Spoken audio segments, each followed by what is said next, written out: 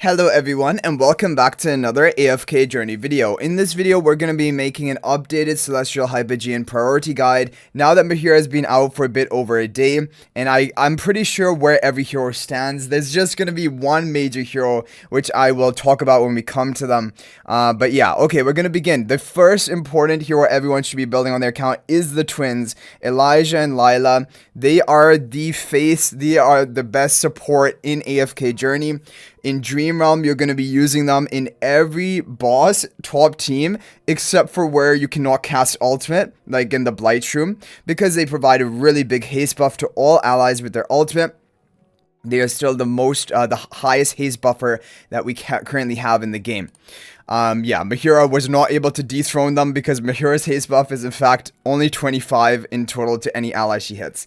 Along with this though, they also have energy refund to allies. They have a really big attack buff as well from the Stellar Bond buff. And you need to get these Stringent Supreme Plus because they unlock a big upgrade to their Stellar Bond buff effect when you get them to Supreme Plus. So this is the first hero you should be focusing. You should not get distracted. Fully invest all of your resources into the twins. Get them all the way up to Supreme Plus. And then you have basically the most important hero in the game out of the Celestial Hypogeans build. After the twins, you're going to want to build Reinier up to Mythic Plus. He only needs Mythic Plus because this is going to unlock his Tuned Art ability, which is going to cause the enemies to take 25% bonus damage. And this is going to be even at the base level, right? You don't need to upgrade this to plus 10 exclusive equipment. That is only for some minor like damage reduction onto the ally who gets swapped. To boost the damage onto the target, you only just need to unlock this exclusive skill. You don't even need to upgrade his exclusive equipment. But when you get this unlocked, 25% is still the highest value of damage, basically amplification we have in the form of a debuff. And this is crazy because Reinier was here from global launch. AFK Journey is over 1.5 years old right now.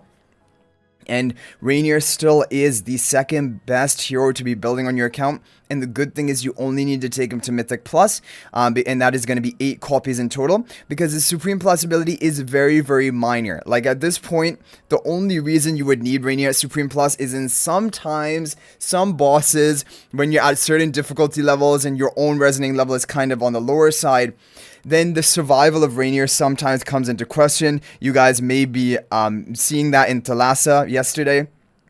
And that is the only niche way you would need Supreme Plus Reinier. In terms of the actual buff effect, it isn't really worth it. And until he gets like a Supreme Plus skill upgrade that's actually meaningful, he's totally done at Mythic Plus, which is also a luxury of him. And a good reason to invest into him because it's not going to be as expensive as the other heroes. So after your twins and Reinier are complete, then it is time to work on an endless Dream Realm damage dealer. And there are actually technically 4 different heroes which fill this role of an endless Dream Realm damage dealer, but there are really 2 which come to the front. And the first one I'm going to talk about, who is basically as of right now the number 3 in terms of priority, is Baelran. So Baelran was released in the previous season, and his Supreme Plus ability has HP loss damage attached to it, which is the preferred damage source for endless Dream Realm bosses. And because of this, Baelran was in the top Dream Realm team for 3 out of 8 of the previous season Dream Realm bosses, and in this season, it's very likely for Magmazard and Blight Room, he will be in the top for both of them. It's almost 100% like guaranteed. But for the other bosses, we will have to wait and see if he will actually see any usage or not. But even if he is the best by a reasonable amount of score gap in 2 out of the 8 Dream Realm bosses for Endless, that is a good reason to pull him. And the other interesting thing about Baelran you guys have seen, for Blight Room specifically, he's even working at a pre-Endless level because of how good his damage output is. And even Magmazard, he's not in the top team, but he was in one of the top 3 teams, for example. Even up pre-endless bosses. So Baelran is a solid endless damage dealer. He still is solid because there wasn't any major basically game-breaking HP loss damage dealer that has come out yet. And I think that he has a reasonable amount of future-proofing due to the fact that he deals good damage output and he doesn't harm anyone else on your team. And if you know what I'm getting at, basically Harak is also an HP loss damage dealer, but he eats allies on your own team. So Baelran is just a very good investment, and currently he sits at the number 3 priority in my opinion, after you're done with Twins and Reinier. However, there is another hero on the horizons who may be overtaking Baelran, and that is Aliceth, who's actually come out this season. So you might be surprised to see Aliceth basically on such a high priority, but the reason for this is she actually does well for endless Dream Realm bosses. In pre-endless so far, you're going to notice that Aliceth is not very game-changing. She is appearing in the top team for 1 or 2 bosses, but not by a huge score gap or anything, and looking very passable.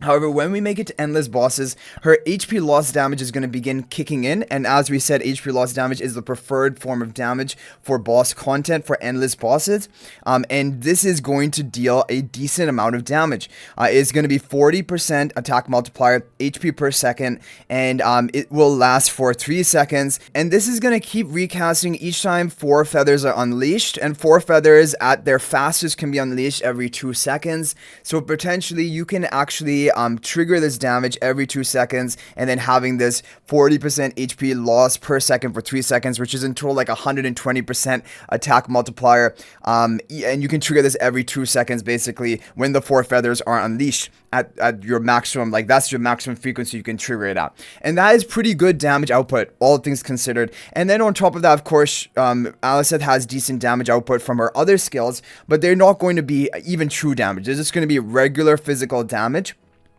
And for endless bosses, that really isn't preferred. However, it can still do a bit. Like, for example, even Sonya in endless bosses, she's just basically a physical damage dealer. No true damage and no basically HP loss damage. But still, Sonya sometimes hits 10 billion, 15 billion damage on her own. So basically showing you that even regular physical damage can contribute and help your damage score for Dream Realm content. So that is going to be the thing about Aliceth. We're going to have to wait and see. So what I would recommend, I think you can safely go for Baelran if you want to. Baelran has proven himself, and I'm sure he's going to be good this season. But if you're on the fence between Baelran and Aliceth, you can also wait and see for like 3 to 4 weeks from right now. We're going to see as we approach and move into endless bosses. It's only going to be 2 or 3 weeks from now. And especially on the VN server, we're going to see it even earlier. And then you're going to see how meta Aliceth is, where's the score gap she's providing. But overall, I think Aliceth is a really good hero. On top of all of that, she's also pretty decent in PvP, but we're not really focusing on PvP heroes. We will talk about that later when we come to like the PvP tier of heroes. But Baelran and Aliceth, both good HP loss damage dealers. They will obviously also both be good for Ravage Run. We've seen Baelran in Dauntless Squad creating a huge score gap. If you don't have Baelran, your Ravage Rum rank is going to suffer. Ravage Rum, again, doesn't really matter that much, but like, when you're a player who just wants to try to be on the top rankings of all PvE content, then Ravage Rum does become important, and Baelran is a major score gapper for Ravage Rum. Okay, so there we have Aliceth and Baelran. Now we have the other HP loss damages, which are Phraesto and Harak. Now, Phraesto and Harak are in a sad state of the game because it honestly it's just a matter of time before they're completely power crept out of the meta, and Harak is really teetering on the edge. The thing about Harak, which makes it still like a priority to build him or have him built on your account, is he's very unique. He's a mobility based damage dealer, and he kills enemy summons very rapidly. So if a summoning related boss ever comes out like Plague Creeper, Harak usually is going to be the best option for such a boss.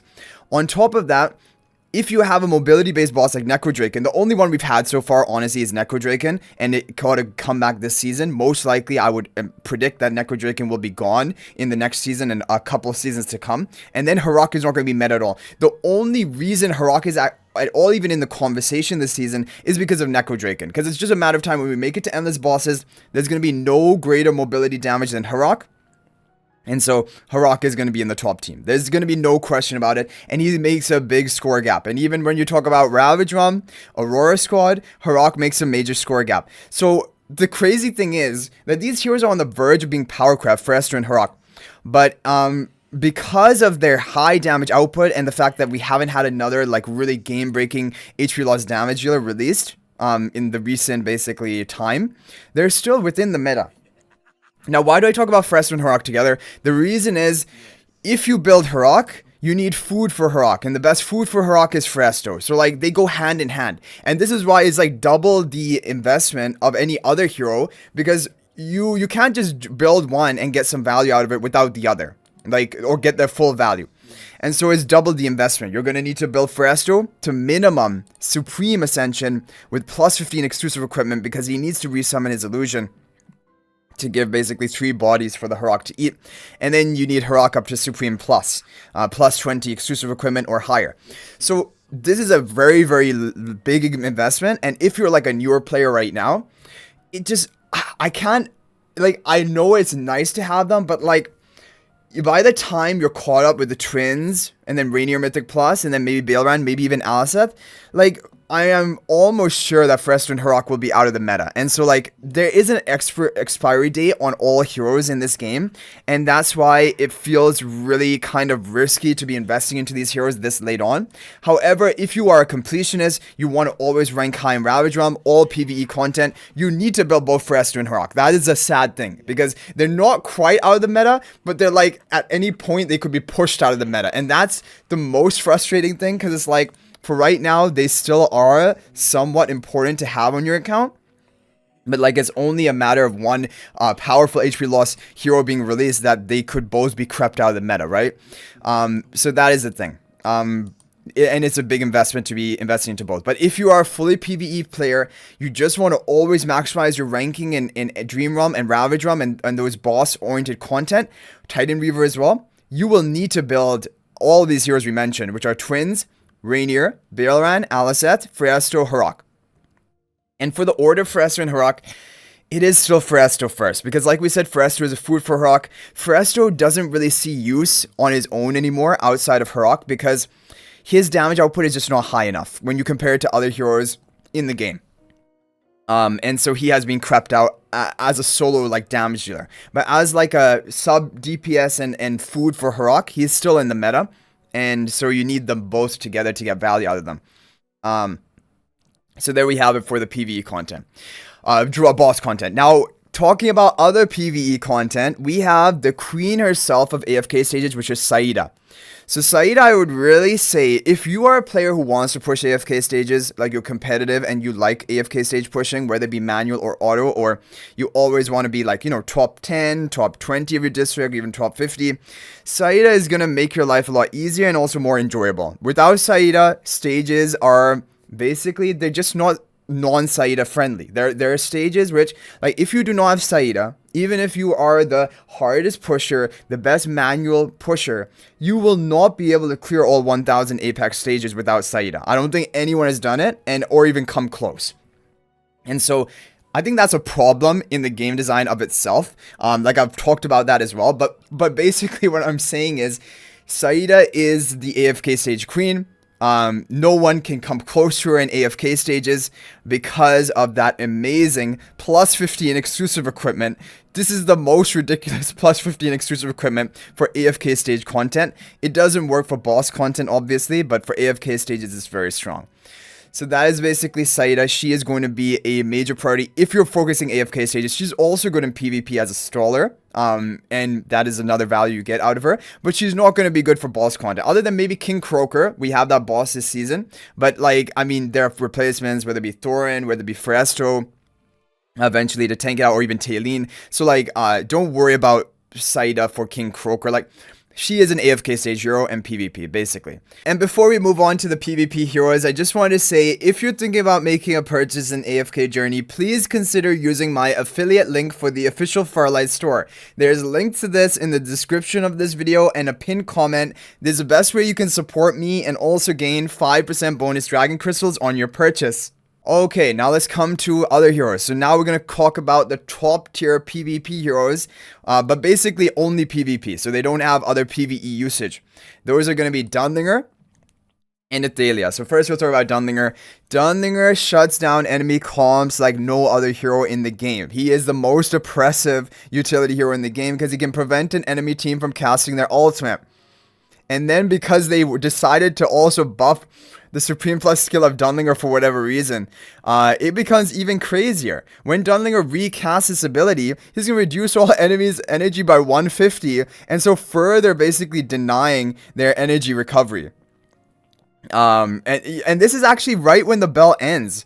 Like, the bell is gonna end, reduce everyone's energy by 150, and then that will just allow Dunlingr to immediately recast if he has enough energy, and then just completely lock them down. So Dunlingr is very strong. And probably he's not going anywhere anytime soon in the PvP meta. He's probably one of the most future-proof PvP heroes, because when will you never want to have an ultimate blocker of the enemy team on your team? Ultimates are basically game-changing in AFK Journey, especially for PvP. And being able to completely block that out, other than one of your selected allies, is incredibly strong. He's very good for regular arena and also Supreme Arena. Seasonal content, Clash Fronts, of course. Athalia, though, is the best, basically, damage dealer with great survival because of her Spirit Lance. She will basically be able to continue dealing damage even after she goes down. And that is very strong. That is a very, very unique effect. And it synergizes really well with stall-oriented comps like Saida, like we mentioned, who can just basically, for 20-30 seconds, just keep respawning and annoying the enemy team, and Athalia keeps jumping around, dashing, and bursting them. Also works well with heroes like Igor. Igor is like the budget or free-to-play version of Saida. So, Athalia is very strong. And she is, like, basically, if you have Athalia built, you're always going to be using her on your regular arena, defense and offense, and also Supreme Arena. And, of course, Clash Fronts as well. So, Athalia, these are the two top-tier PvP heroes in my eyes. Now, we have some other mid-level PvP heroes. And the first one I want to talk about is Cyronaia. Cyronaia is a hypercarry damage dealer, and she is the closest thing we have to a press ultimate to win hero if she's able to get off her ultimate. And she has enough attack or basically, attack. She is going to kill the enemy team, because it's going to be like when she casts ultimate, she can kill up to 3 enemy heroes and not even kill them, but turn them into ice sculptures. So it counters all these heroes who have these annoying revival mechanics. Athalia, she's going to be turned into ice sculpture. Talene, Saida, Igor, you name it. Any hero is not going to be resistant to Cyronaia's ice sculpture, and the ice sculpture means they are being removed from the battle. They cannot revive, they cannot do anything. It's the highest form of basically defeat. Yeah, so Cyronaia is very strong, but she has issues. She has 0 pre-fill energy, that is an issue. She has survival issues. And if the enemy has a Lily May, that's an issue. If the enemy has a Dunlingr, that's an issue.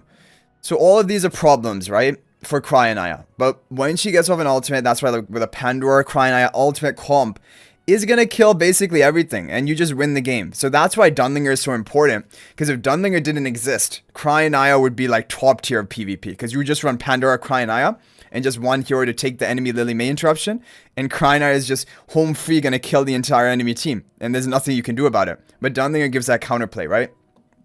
So there we have Cyronaia. She is basically, in the mid PvP tier, like below Dunlingr and Athalia, I say Cyronaia is the strongest one. Then we have Kulu. I think Kulu is the second strongest for the mid PvP level, because she has great utility by putting up the wall, which is going to counter melee comps. Also, she'll provide a range defense buff to your own allies. She has explosive debuff onto the enemies to cause them to take more damage. Her bombs explode when the enemies die. She has great crowd control with the Boom Boom Bash. Overall, Kulu is a very good utility hero, tech hero for PvP, and I think she's really great. She can fit into almost any comp and make it better. Obviously, you just don't run her in melee-oriented comps. That's basically the only comp you don't run Kulu in. But yeah, Kulu is very strong for that. And the final one I want to talk about, is going to be Mehira. Now, I am tentatively even putting her in this mid PvP category, because honestly, Mehira is pretty bad. The thing about Mehira, in terms of her Bewitch duration and her Charm duration, it is not enough to be impactful for a PvP match. It's 2.5 seconds.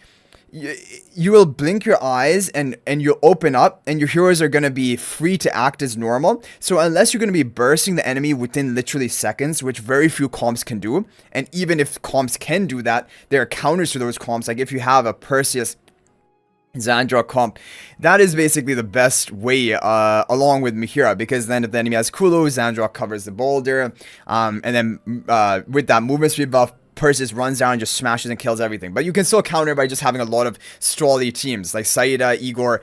Persis cannot kill them because they just keep jumping around and respawning themselves and being annoying, right? So basically, they're always counters from Mehira. That's a problem. Unaffected completely counters Mehira. So heroes like Siren, Ravion, who provides unaffected to backline allies, any artifacts. So these are all the things of countering Mehira. However, the reason Mehira is still in this tier is because of some broken interactions she has. And by broken, I don't mean they're bugged, it's just they're overpowered. Some interactions she has. I believe they are intended because this is how they are working. So we're luring Mirage. This is immediately at the beginning of the match. So it cannot be interrupted by like an enemy Lily May. A Dunlingr cannot prevent this either, like because ultimate block is not tied to an ultimate. It's just a skill. And this charm ability can do certain things, like for example, an enemy Citrana. It shuts down that enemy Citrana because what is going to end up happening is the Citrana normally will put sparks onto all nearby allies at the beginning of the match. But Mehira will immediately charm that Citrana. Citrana will exit the charm and get kind of confused and run up and try to find like a nearest target, begin attacking them, and then she'll apply her sparks. But then you're not going to get the sparks on your ranged like backline allies. So it really shuts down Citrana. And the other weird interactions like this, like Pandora's Box. The hero in Pandora's Box should not really be crowd control, in my opinion. I feel like they're not even in play. But when they come out of the box, they're going to be 2.5 second bewitched. So they're not going to be able to instantly ult. But however, if you have some form of unaffected, then it should still be able to bypass it. But basically, you have these really weird interactions. But also, like we talked about that Zandrock Perseus comp with Mehira to counter to counter even a Kulu comp and run them down. Well, you can actually counter Zandrock with Mehira as well, because I have seen it, at least on the Pioneer server. Mehira will bewitch the Zandrock, and then Zandrock will not break your middle Kulu boulder. So if you have Mehira and Kulu on the same team, the enemy Zandrock is not going to instantly break that middle Kulu boulder, and that is going to just delay the whole fight and the whole nuking. So there's that as well. So Mehira is just a very unique, weird sort of hero. She is not overall good. She's just very good for very niche applications and shutting down certain specific comps the enemy is running. I kind of see it almost like a troll type hero, which is just trolling certain interactions, preventing them from going off. And I mean, the thing about that is it mainly leaves offense, because if you're running Mehira on defense, you know exactly what to run into her. You're just going to run unaffected heroes, whether it be Siren or Ravion to give unaffected, or you run an unaffected artifact. So like you're going to be able to counter Mehira to the end, like if she's on defense. But on offense, you'll be able to find one of those teams where Mehira is just going to have this broken interaction and totally shut down that comp. So that is Mehira. That's why she's mid PvP and tech option. Okay, now the final Celestial Hypogeans we haven't covered yet, they are going to be Dionel, Talene, and Berial. So I do, and Scarlita as well. So I do actually want to talk about Dionel. He did get a Supreme Plus skill upgrade, making him better. Definitely that is a nice buff. And Dionel overall is he's actually a solid hero. Now, I don't think people should be investing into him now if you haven't already built him. But if you have built him, you can make good use of him in Clash Fronts, even Supreme Arena. He has a lot of nuking power. His nuking is not tied to his ultimate does a lot of nuking as well. But even prior to ultimate, he has a lot of true damage. Especially when he gets all of his intoxication stacks. Like this Celestial Spirit summons the Light Spirit after short delay, dealing high true damage, up to 3 casting per battle. This is very strong. Dionel is basically and you want to run him in with those temporary buffering comps to give him intoxication stacks, like Lailah, like Ravion, he does really well with. And then also an artifact, which we usually have every season, like Divine Favor for this season. So Dionel is a very good nuking hero, but again, I don't think you should be investing into him now if you don't already have him built. But if you have him built, he is good. Unless you're a super whale, super kraken, and you want to get every Celestial Hypogean hero, then yeah, you can go for Dionel. He's good. Dionel is good. And then we have Talene. So Talene, I'm waiting on her Supreme Plus skill upgrade. If she has a really insane Supreme Plus skill upgrade, who knows? She may actually come back to the meta. But the problem with Talene is she really got power crept by Athalia, because Talene also does kind of what Athalia does. Like Talene was kind of unkillable. She can keep reviving and dealing damage, and she was just sticky to the battlefield. So good in stall comps. But the problem is she gets shut down by Cyronaia. Cyronaia will counter Talene. And then also we have Athalia, who's just better than Talene. So if you're looking for one spot on the team for like just a resilient damage dealer, that's going to be Athalia. But I do really like Talene in Bonnie damage over time comps because Talene can immediately spread the debuffs of Bonnie and Citrana as well really quickly at the beginning of the match because she has magical damage from one of her skills. I think it is the Radiant. I think, yeah, the Radiant Resurgency summons Divine Fire in the area with the most enemies dealing this magical damage. And that is going to rapidly spread the debuffs onto the enemy team. So this is why I like Talene. I'm running her in Clash Fronts for my Igor, Bonnie, Citrana, Stroll comp. And is doing really well. It is a strong option. But it's just that, like we said, Athalia is basically power cup Talene. But if you're like Clash Fronts, Vanguard, and you need 5 different good teams, Talene still is usable in a Bonnie comp. But not needed, right? Then we have Scarlita and Berial, so we're going to come to Scarlita. So Scarlita did get a pretty good Supreme Plus skill upgrade. It provides better protection and survivability to your allies. Scarlita can work, but only in very specific comps, which are really like Fortress type comps, unkillable comps. And now that we have the Pack 1 spell artifact, people are actually running these type of unkillable comps. You just have a bunch of healing and shielding, whether it be Daemon, Kalin, Ludovic for healing. You have a Scarlita as well. And basically what's going to happen is the comp is unkillable. Scarlita is going to descend, and she's going to trigger this bonus true damage. Sanctifies Verdant, Ground Smash will affect the entire battlefield and deal 75% more damage if she has not triggered her protection from a fatal blow, right? And so if you have a really unkillable comp with Scarlita, Scarlita can actually be that nuker who drops down and just hits the entire enemy team really hard. On top of that, though, she can work in other like hyper carry comps, whether it be Dionel, Cyronaia, just to give them some more added protection. But for Clash Fronts, Scarlita has issues because when you lose endurance, your stamina, or like, yeah, your endurance, then your shields are less effective. Because the problem with Scarlita is you're fighting a 4v5, right?